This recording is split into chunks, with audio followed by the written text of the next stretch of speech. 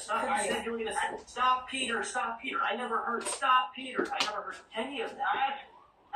Ask Kelly. Ask her. He was yelling, but it was really difficult to hear, I think, with the phone, like, connection. Yes, I was telling you to stop, Peter, stop. And on the third letter, you were wrong already. Can we read it as a Satoshi checksum method for you? I think so. That might help. I don't know what method is that. I don't know what method is that. 1, B, C, F, Q, E, Q, 5, R, D, N, 7.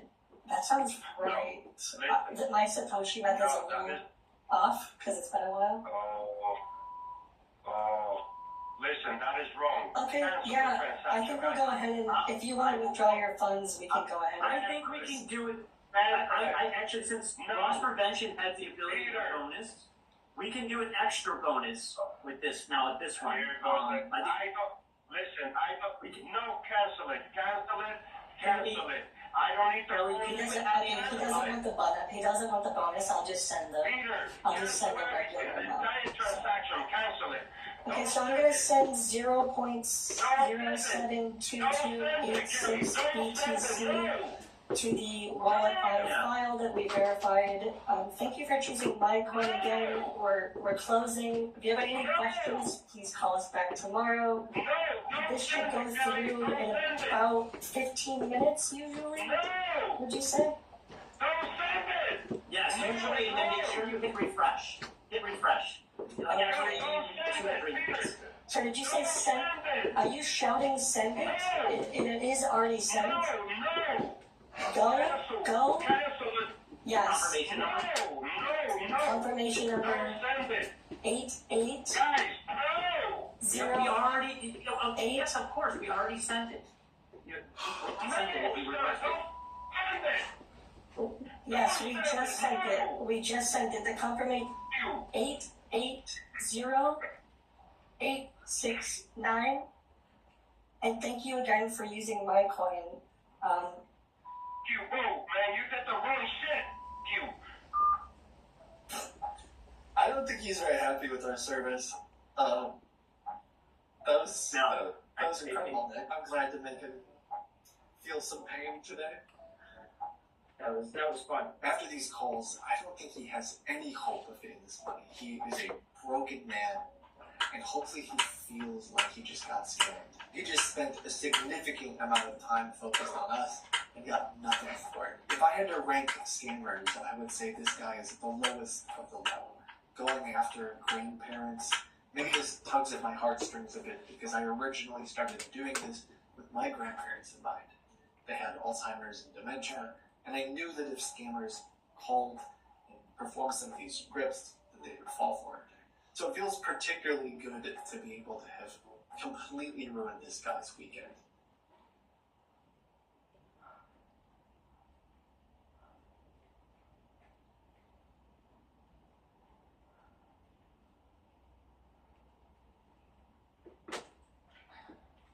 Random ways to do it, and I ended up finding an online travel agent in Turkey, believe it or not. It just seemed dodgy as heck, and the bank and the payments and all sorts, but in the end I managed to get a ticket. So we need to see if that ticket's going to actually work now, and we've got to go and get to the Turkmenistan Airlines check-in desk at Frankfurt. So it's check-in for Turkmenistan is at desk 889 and 890, or as far as I can see, we're up to 869. Welcome to Frankfurt. Eventually I found a check-in desk, and it was time to see if they'd let me onto their plane. Turkmenistan is almost entirely closed off to the outside world, so you usually need an invitation from the government to travel there. I was just hoping that I'd be able to transit through. Checking in, please. Thank you. Invitation. Bangkok. Das ist die Einladung. Invitation für eine Destination Ashgabat. Thailand. Bangkok. Bangkok. Okay, it's another thing. Many days to check. No bags to check out, so carry on. Many days. Sorry, just cabin. Yeah. Is it a cabin? Yeah. The big Everything fine. Yeah, okay. But what is this up? Depende. Yo puedo hacer. Okay. Para los de voces, this is okay. Okay, perfect. Okay. E8 is your bed number. Yes. Boarding time 8. Okay. Over window seat. Perfect, thank you. Right, do I get the next boarding pass in Ashgabat? Okay, perfect. Thank you very much. Right, thank you. Alright then, there we go. Checked in the Turkmenistan Airlines. As far as Ashgabat, anyway, I think we're going to boarding pass there from our journey. A little bit nerve-wracking, but hey, for now, we've at least got one flight on Turkmenistan. If nothing else, I'm getting a little bit nervous now. So you're going to get lounge access with business class on Turkmenistan Airlines, but I have used my priority pass to come into the lounges. It's the prime class lounge here at Frankfurt, which is quite nice. And there's barely anybody in here, which is nice, and I've got a few little bits of snacky foods and things to eat. Alright then, so here goes. Time to head to the gate and get on my plane to Turkmenistan. I'm a bit scared. Oh, how are you? There we go, thank you. There she is, beautiful. Turkmenistan Airlines 777-200 LR, trying to take me across to Ashgabat. Alright, now and then we have something very cool as well to take us onwards from that, fingers crossed, as well in Turkmenistan. I think that's really exciting. Let's go and get on board. Oh, thank you. So here I was then, with no turning back as I made my way down to see what was in store on Turkmenistan Airlines, and I'm not going to lie, I was probably more nervous for this flight than any other that I'd taken before.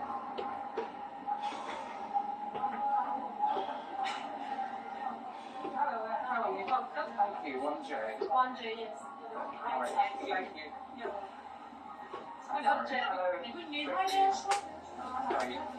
Turkmenistan's 777 has 28 angle flat seats and a 232 config in business class with a further 263 economy seats behind. It's pretty outdated, but this was only a 5-hour flight. Here we are and welcome on board the Turkmenistan Airlines Boeing 777-200 LR. It's one of the last two 777-200 LRs they made. Turkmenistan picked them up cheap because nobody else wanted them. So yeah, here we are. Everyone's pretty decent there. We've got the Turkmenistan logo all up the wall, a bit of a TV there, table comes out here. Is this power or not? Oh yes, there's power down there, USB and a 3-pin plug as well, very nice. Seat controls down here. It's not too bad, cruising quite friendly so far as well. Let's not wear that friendliness out though, eh? The other way, very soon. Wouldn't be footrest for a pillow and a blanket, as well as some lovely Turkmenistan Airlines slippers. The crew came round with cups of apple juice before we left the gate, which was a slightly strange concoction, but the thought was there at least. Transfer boarding's complete, there's nobody at the side of me, which is quite nice, quite busy. Quite a busy flight actually, in business class. I'm trying to be careful not to wave my camera around too much. It's not too bad actually, quite busy here in business class. We'll see what the next flight's like when we get there to Turkmenistan. Yeah, it's not really on its way. The safety demo was played, as well as an announcement that said that drinking alcohol and taking photos out of the window was strictly prohibited, which I found slightly worrying. A part of me was left wondering if we have another situation like my Russian Antonov flight that saw a flight attendant sitting next to me to make sure I didn't take any photos. As we taxied out to the runway, I had a feeling this might become a very long flight. But of course there was no going back now as we made our way out to the runway on an unstoppable plane to one of the most reclusive countries on the planet.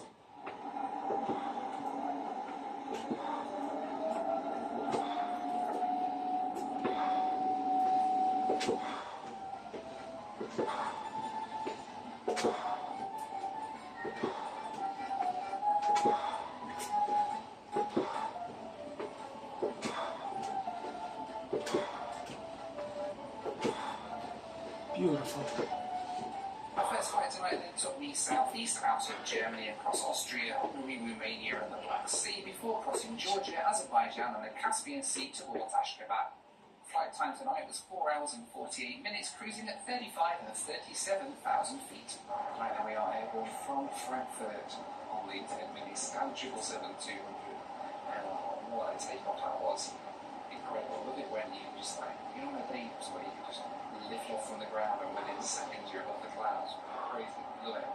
Anyway, we are heading east now towards Ashgabat in Turkmenistan. The sun's just starting to set behind us. So far, so good. Cabin crew pretty friendly, seems pretty comfy. It's not too bad, not too shabby so far. I had a look through the in-flight entertainment and there wasn't a massive choice. They had single episodes of a few Western shows such as Friends and of course Young Sheldon, but all of them were heavily censored with every word that could possibly seem slightly offensive cut out completely. One thing that was pretty cool though was the external cameras, even though you couldn't really see a lot. As always though, the best in-flight entertainment was to be found by looking out of the window, even though under penalty of Turkmen law, this sunset was of course highly sensitive and classified, and I'm not really supposed to show it to you, but here it is anyway. It's pretty sweet, isn't it?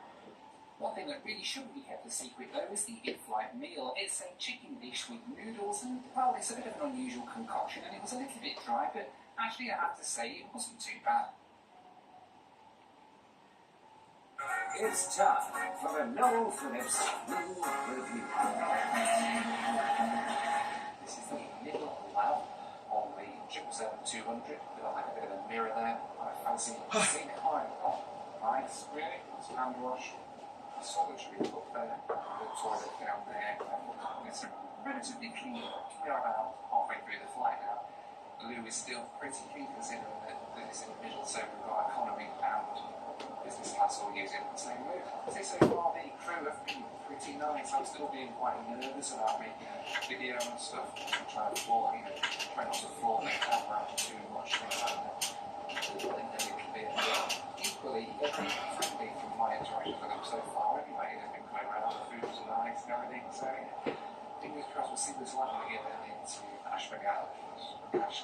We'll see what it's like when we get down into Turkmenistan in a little while. Also, I need to pick up my boarding pass when we get down there for Bangkok as well, because they're only going to be a boarding pass as far as Ashgabat in Frankfurt. Anyway, back to his seat and chill, watch the Big Bang Theory, and yeah, try and enjoy the rest of the flight. That was the Noel Phillips Rule Review. As the sun started to set over the Alps, things were going quite well, I thought. I'd had a nice meal, I'd watched an episode of Friends from the late 90s, and I was an hour into the flight and I hadn't even been told off yet. All that, though, was about to change as I started to talk about Turkmenistan. See, one of the things that I'm really nervous about going to Turkmenistan. Yeah, at this point I was approached by the lead flight attendant who told me that I'd been reported to her and I had to stop filming immediately. And to be honest, she didn't seem like the sort of person I wanted to get annoyed with me, so I had to be fairly discreet for a rather awkward few hours until we landed in Turkmenistan, where, well, to be honest, I wasn't sure what would happen. You see, as a country, Turkmenistan is often called the North Korea of the former USSR, and, well, here's a quick summary to explain why that is. After the collapse of the Soviet Union, Turkmenistan gained independence in 1991. The country got its first dictator, President Yezov, who soon declared himself president for life, which is, well, never really a good sign, is it? He named himself Turkmenbashi, meaning head of the Turkmen, and subsequently named half the towns in Turkmenistan after himself and his family, as well as the days of the week, months of the year, and even the word for bread to be his mum's name. During his reign, he banned everything from car radios to beards, lip-syncing, dogs, TV presenters from wearing makeup, as well as declaring a national holiday of Melon Day in honour of his favourite food, melons. He was replaced by a guy named Gurbanguly Berdi Muhammedo after he died in 2007. Yeah, try saying that after you've had a few. Who was Turkmenbashi's dentist. Aside from erecting golden statues of himself, he only really renamed a few states after himself, banned cars that weren't white, and he had his image plastered on board every Turkmenistan Airlines plane, although it seems to have been removed now. Today, Turkmenistan's got one of the worst human rights records on the planet. The internet's mostly banned apart from a few exceptions, and all mass media is state-controlled. Reporters Without Borders placed it at 177 out of 180 countries for press freedom, just above North Korea and slightly below Syria. Photographs and alcohol are all banned.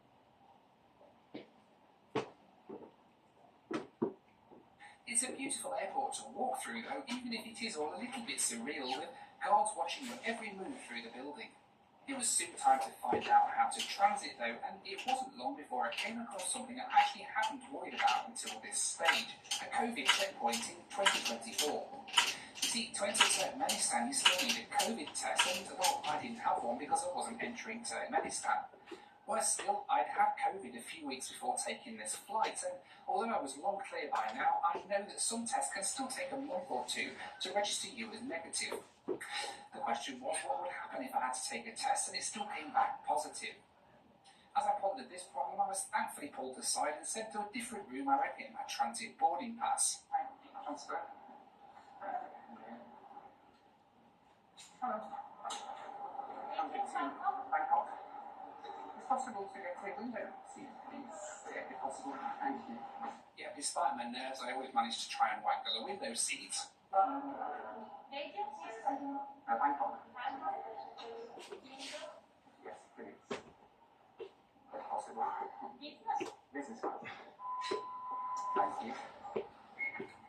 Thank you. And success. Next it was time for the world's easiest security checkpoint, which consisted of me walking straight through with all my belongings, setting off all the alarms, and then being sent on my way with a nod. And if this airport had been strange on the way in, well, it was even stranger in departures, with not a soul in sight, well, apart from the guards. The airport was built to handle 14 million passengers a year, or in other words, 1,600 passengers an hour. Instead, it sees an average of just 100, which is, by passenger numbers, roughly the same amount as Omaha, Nebraska. Despite being almost nobody here, the guards watch you intently as you walk through, which all felt a little bit dystopian. Eventually I got to my gate and I took a seat as far away from the guards as possible in the hope of not being spotted doing a quick piece to camera. Welcome to the incredibly cool airport here at Ashgabat in Turkmenistan. This place is just immense. Look at this. And it was barely anybody here. There's like 2 flights going this time now. But there is a business class lounge I would love to try, and my flight is literally boarding in 10 minutes to Bangkok, so I'm really having time. I don't want to risk it because I can't really get stuck here. Because there's no way in. So, yeah, that's where we're at the minute. Yeah, next stop, Bangkok. With Turkmenistan on the trip, so I think it's at 300 as well. Pretty soon it was time to say goodbye to this surreal airport and get on board the flight to Bangkok, which, as it turned out, would turn into an altogether even more surreal experience. Hello, hi. There we are.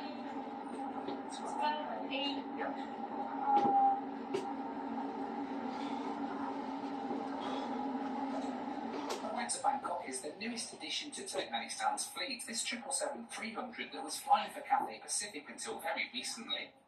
The business class has these lovely lie flat beds that are a vast improvement over the 777-200 I'd flown in on.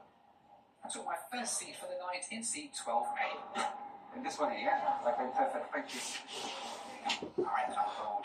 The Turkmenistan 777-300 appears I'm the only passenger in business class. Sadly though, that would not turn out to be the case, as a bunch of drunk passengers got on with a bottle of whiskey. Despite alcohol being banned on Turkmenistan Airlines, the crew quickly furnished them with glasses, and the passengers continued drinking and chatting with the crew all around my seat, so I asked to be moved away from them.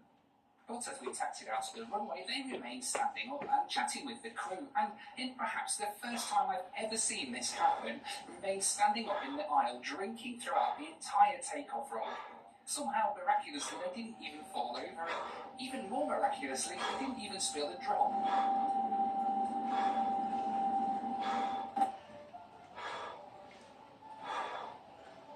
But regardless of drunk passengers drinking their way through a flight on a dry airline, and perhaps the most blatant safety breach I've ever seen on a flight before, all seemingly endorsed by the crew at that, I was just happy to be on my way out of Turkmenistan and on my way to Thailand, where at least I'd be able to enter the country, even if the drunk guys weren't calling it a night just yet. I've never seen in my life a plane take off with passengers and cabin crew still stood and chatting in the aisles, just hanging on for dear life as we go down the runway. That was just something else, honestly. Crazy. Welcome to Turkmenistan. My next leg then took us south into Iran before turning to the east across Pakistan and into India, cutting across to the Bay of Bengal. From there we crossed Myanmar into Thailand with a flight time of 5 hours and 56 minutes, cruising at 33 and 35,000 feet. We are still at the beginning of a brand new year, which means there's still time to come up with things that we'd like to achieve over the coming year. For me, one of my biggest things is to be a little bit more efficient with my filming, meaning I can spend more time here at home with the family and less time out flying on sketchy airlines. I'm planning to finally finish my instrument rating this year, which will be quite nice for when the weather's not like this. And I want to spend more time having fun doing exciting things. I've also been working hard to try and get healthy, not only physically but mentally too. And one of my big goals this year is to try and stop other people's negativity impacting on my happiness. Be it from the ever-present online trolls or just other people in my life. And for that reason, I'm grateful to this week's sponsor, BetterHelp. See, BetterHelp have got a network of over 30,000 licensed therapists who can help you get right to where you need to be. And the best part about it is, it's all done online, so you can do it from the comfort of your own home. And getting started on BetterHelp is just as easy as using the service. You see, you just go on the website, answer a few questions, pretty soon you're matched with a licensed therapist who you can start chatting to through live chats and online video calls and stuff like that. The best part is, if you don't get on with that therapist and they're not a match for you, well, you can chop and change at any point with no hard feelings. BetterHelp are offering you 10% off your first month when you use my promo code NOEL at betterhelp.com/NOEL. That's betterhelp.com/NOEL.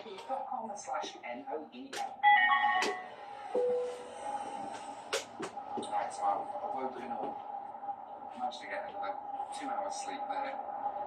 Woken up, I think we're somewhere over India. There's no flight map, I've just loaded up 4 flight. And we're in Nagpur in India. But breakfast has come on. I'd say it's breakfast. It's beef and pasta and things.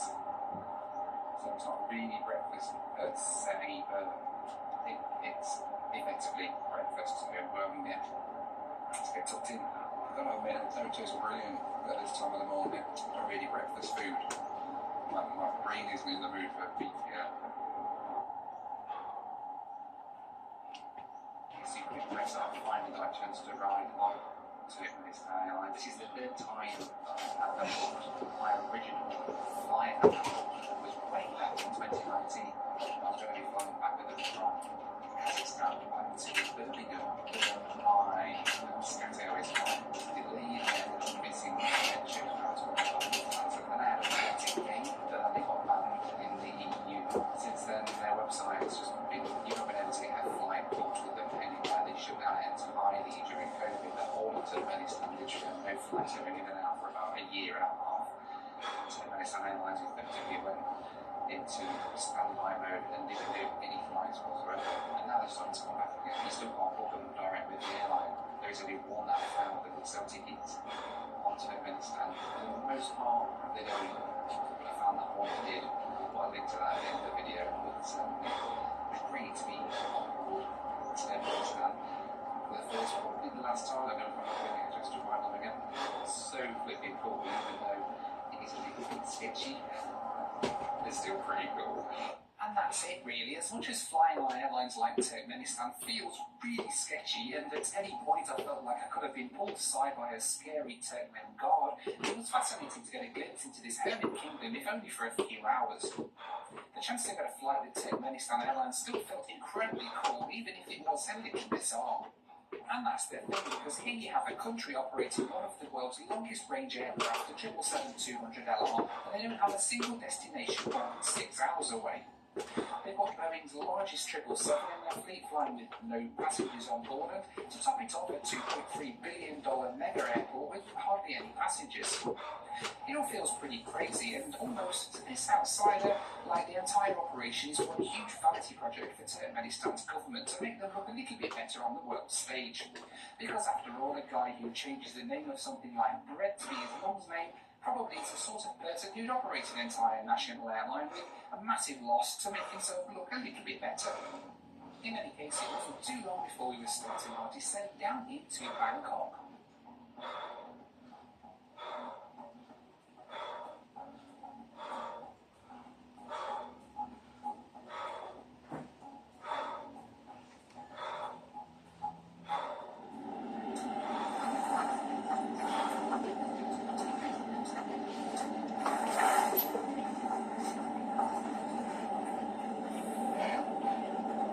And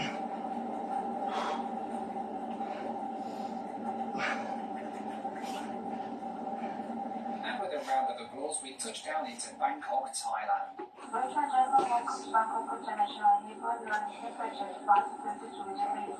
Thank you for flying with the Family Airlines Sept School. We'd like to take advantage and wish you all the best. Thank you for your attention. My flight from Frankfurt to Bangkok with Turkmenistan Airlines cost me the bargain price of just $1,045 or a little over £800 one way, which is excellent value for money given a non-stop Frankfurt to Bangkok flight usually starts at almost double that at $1,900 for a flight with Thai Airways. I booked it with an online travel agent called Turner.com, who are based in Turkey. I'm not entirely sure how legit they are, but they do seem to have tickets for sale on several lesser-known airlines like this, and I'd never heard of them before coming across the booking for this flight. As far as I know, it's the only place that sells tickets on Turkmenistan Airlines without having to go to an actual bricks-and-mortar travel agent.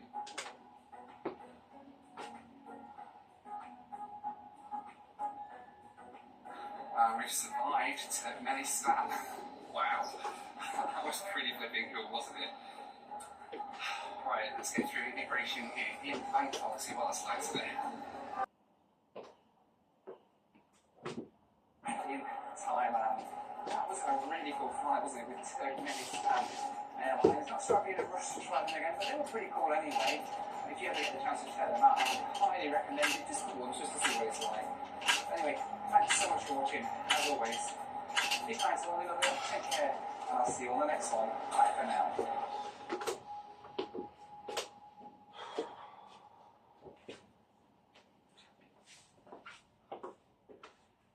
Messaging littered throughout enables the gamer to intuit that moral for themselves. The result is one of the most positive, optimistic stories I've ever encountered in any medium. One sorely needed in a world where the development of AI is advancing seemingly as fast as human pessimism. Naturally, because I hold the game in such high regard, I could only react with peak excitement, but also peak skepticism when I heard that there would be a sequel.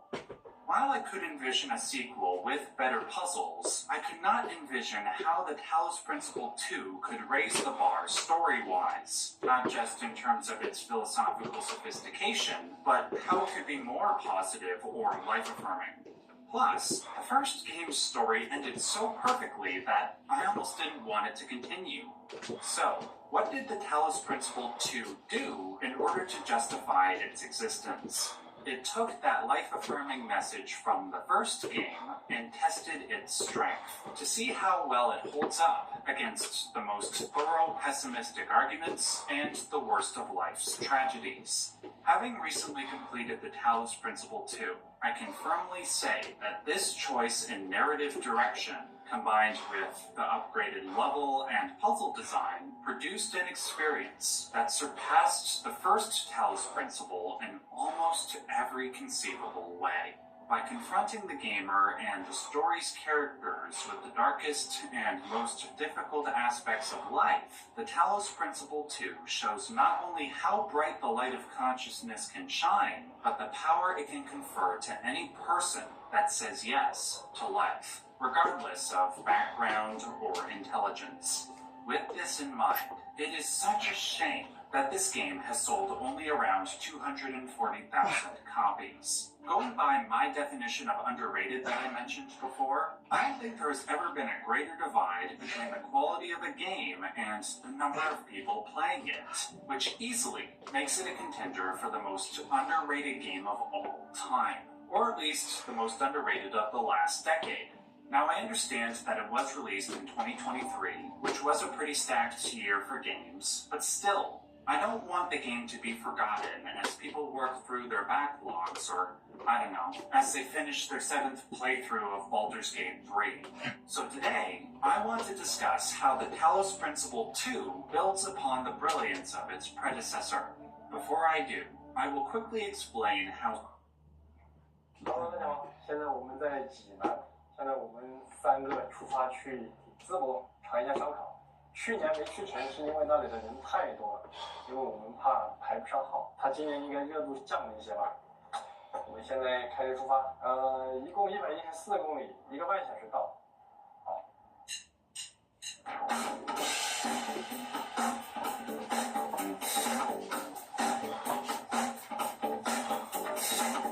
我们已经到了，这个车一开到这个边上就闻到很浓郁的一股烧烤的味道，说明就快到地方了。走吧，你看这一排的车全是在吃烧烤。你信不信？我就奇怪他这个选到这个马路边上，这条马路下来挺直的，像一个工业园区这个地方，因为有点像农家乐。清真是主要就是做牛肉是吧？不用，不吃猪肉啊。老赵晚上不干了啊？那村里老赵。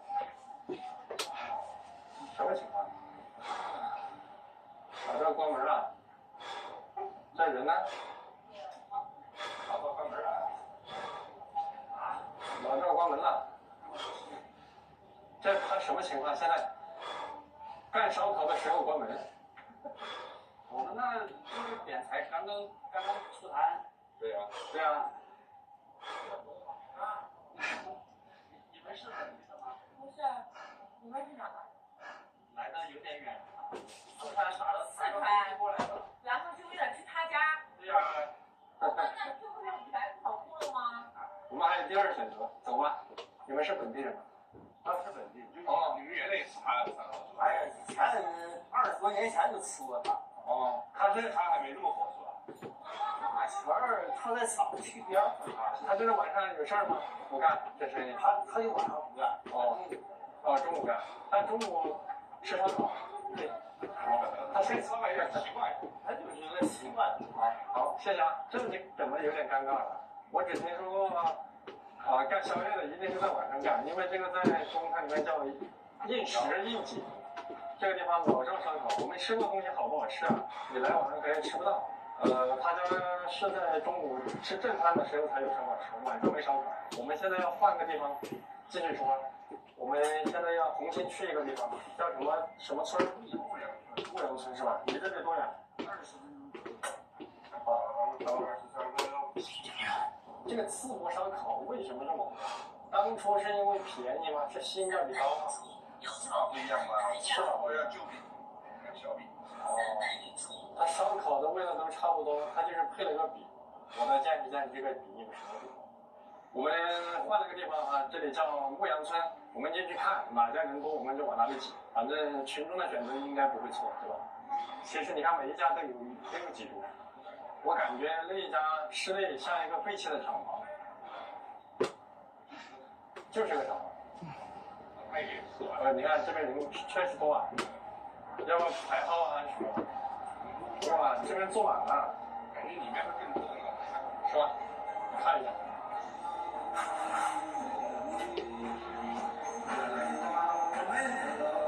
我感觉我来到了一个农村街头，我们怎么买单？怎么？在那边下单，然后。对，然后拿着小票来这儿。到这边领东西。他这个点菜的这个方式比较原始啊。中风基本靠谱。我感觉像农村大舞台啊。这个我们3个人都吃吗？这个？最好是买2份。蘸料3个，蒜头搞1头吧，花生、毛豆、淄博蘸料来1份儿，谢谢。它这个有点像药房里面抓药一样，对吧？一些调味料啊的东西。